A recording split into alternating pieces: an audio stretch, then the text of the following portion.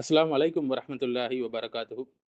இதுவரையில நம்ப 6 சிலுவை யுத்தங்கள் பத்தியும், அதனுடைய படிப்பினைகள் பத்தியும் பார்த்திருந்தோம் சகோதரர்களே.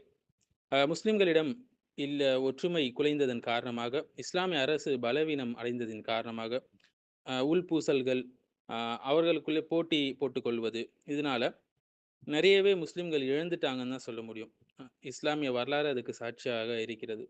இன்றைக்கு 7வது சிலுவை போர் பத்தி பார்க்க இருக்கிறோம். 7வது சிலுவை போர் பார்த்தீங்கன்னா, 1248லேருந்து 1250 வாக்குகள்ல நடந்த போர். முஸ்லிம்களுடைய இந்த வெற்றியை கேள்வியுற்று திடுக்கிட்ட ஐரோப்பியர்கள் மீண்டும் சிலுவை போருக்கு தயாரானாங்க. ஸோ இந்த முறை நிகழ்ந்த சிலுவை போருக்கு பிரான்ஸ் மன்னன் 9ஆம் லூயி தலைமை தாங்கினான். சுமார் 3 ஆண்டுகள் வரை இப்போருக்கான ஆயத்தங்கள் மேற்கொள்ளப்பட்டுச்சு. யுத்தத்தை நடத்த ஆயத்தமான அவன் நேரடியாக ஜெருசலத்துக்கு போகாம, எகிப்துக்கு படையெடுத்து போனான். எகிப்துடைய முஸ்லிம் ஆட்சி நிலைத்திருக்கும் வரை பைத்துல் முகதஸை நம்மளால கைப்பற்ற முடியாது என்பதை நல்லா அறிந்திருந்த சிலுவை படையினருடைய இந்த படை எகிப்தையே தன்னுடைய இலக்காக ஃபோக்கஸாக கொண்டாங்க.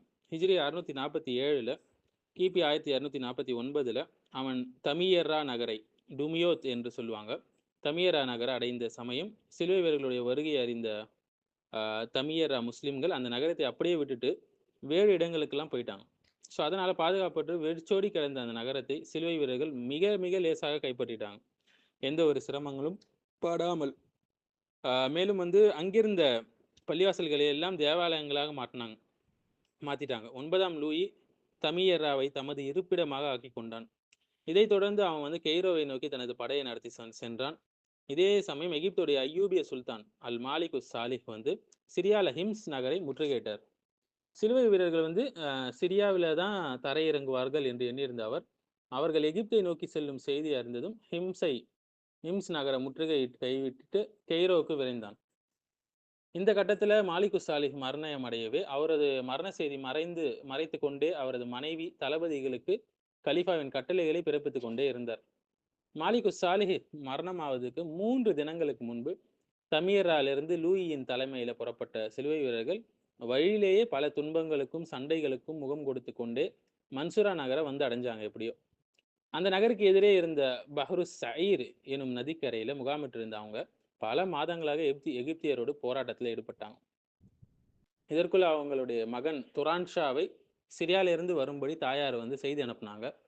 மாலிகு சாலிஹின் மகன் துரான்ஷா எகிப்துக்கு ஆட்சி பொறுப்பை ஏற்றார். இதனைத் தொடர்ந்து சிலுவை படையில எதிர்க்கும் நடவடிக்கைகளை இவரே தலைமை தாங்கினார்.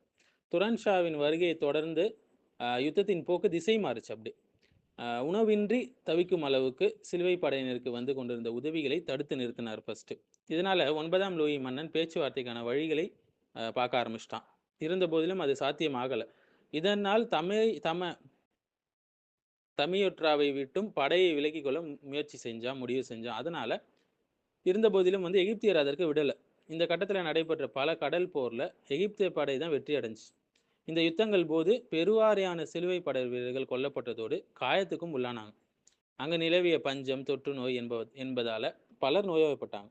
எந்த நிபந்தனையோ வரையறையோ இல்லாம சிலுவை வீரர்கள் தமக்கு கட்டுப்படுவதையே எகிப்தியர் விரும்பினாங்க. இறுதியில ஹிஜ்ரி 648ல, அதாவது கிபி 1250ல ஏப்ரல்ல நடைபெற்ற போர்ல சிலுவை வீரர்கள் மிக கடுமையாக தோற்கடிக்கப்பட்டாங்க. அவங்க அனைவரும் சிறைபிடிக்கப்பட்டாங்க. மன்னன் லூயியையும் கைது செய்யப்பட்டு மன்சூராவில் இருந்த ஒரு வீட்டுல சிறை வைக்கப்பட்டான். பின்னர் தமியரா நகரை முஸ்லிம்களிடம் ஒப்படைத்தல் என்ற நிபந்தனையின் பேர்ல அவனும் சிலுவை வீரர்களும் விடுதலை செய்யப்பட்டாங்க. தமியரா மீண்டும் முஸ்லிம்களிடம் ஒப்படைக்கப்பட்டுச்சு. பெருந்தொகையான பணத்தையும் அபராதமாக செலுத்திய சிலுவை வீரர்கள் தமியராலிருந்து வெளியேறினாங்க. இந்த யுத்தம் எகிப்தை விட்டும் சிலுவை வீரர்கள் வெளியேறி செல்வதோடு முடிவுக்கு வந்துச்சு. எகிப்திய மம்லூக்கியரிடம் 9வது லூயி மன்னன் இனிமேல் வேற எந்த முஸ்லிம் கரையோர பிரதேசத்தையும் கைப்பற்றுவதில்லை என செய்து கொண்ட ஒப்பந்தத்துக்கு ஏற்ப நடந்து கொள்ளல. ஒப்பந்தங்களை முறிப்பது தான் அவங்களுடைய பண்பாக இருந்தது எப்பவுமே.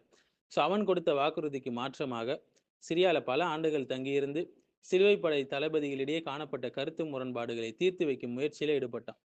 இந்த வகையில முஸ்லிம்களுக்கு எதிரான நட்பு உடன்படிக்கை செய்து கொள்றதுக்காக தாத்தாரியரிடம் 2 தூது கோஷ்டியினரை அனுப்பி வைத்தான்.